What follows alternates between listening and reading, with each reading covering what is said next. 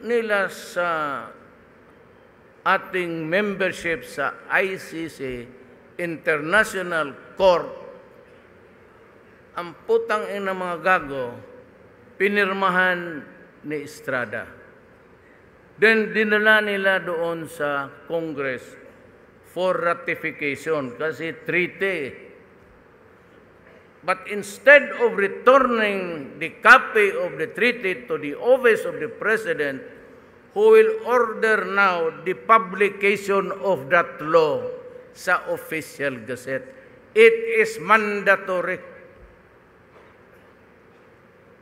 Ngayon, ang ginawa nila, hindi ibinalik, there was no publication.